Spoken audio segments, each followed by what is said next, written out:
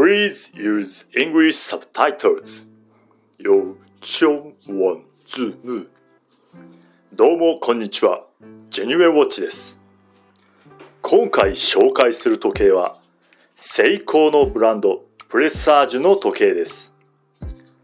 新しい雰囲気のダイヤルになっています。そしてシャープエッジドシリーズなので曲線が排除されたシェイプにも注目して見てもらいたいと思います。それではお楽しみください。今回の時計はこちら。セイコープレサージュ SARX079 プレステージラインシャープエッジドシリーズ。早速ダイヤルを見てみましょう。ダイヤルカラーはメタリックなディープグリーン。セイコーのロゴが浮き出て見えますね。この立体的なデザインのダイヤル、光を反射して独特な雰囲気を出しています。まるで広大な草原のようです。これは麻の葉文様をモチーフにしてあります。かっこいいですね。シャープエッジドシリーズという名前の通り、バーのような形のインデックスのエッジもシャープです。自身もシャープ。分身もシャープ。そして金色のシャープな秒針。金色の秒針とディープグリーンのダイヤルがとてもマッチしています。この時計の夜光塗料はこのように光ります。緑色に発光しています。針の夜光塗料は見やすいですが、インデックスの光はとても小さいです。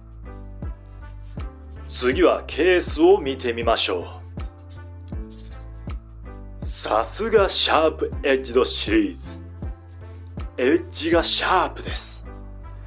このラグ、まるで 44GS に見えませんか？サイドのこの部分もラウンドしているように見えますが、かなりシャープなアウトラインになっています。3時の位置には大きくて回しやすいサイズのクラウン 6.8mm です。ケースバッグはガラスになっていて、内部の機械の様子を見ることができます。バンドはこのようなタイプのメタルバンド。よく見るとバンドのセンターのパーツのエッジもシャープですね。バックルはこのような形状。形が新しくなりましたね。時計のサイズを記載しておきます。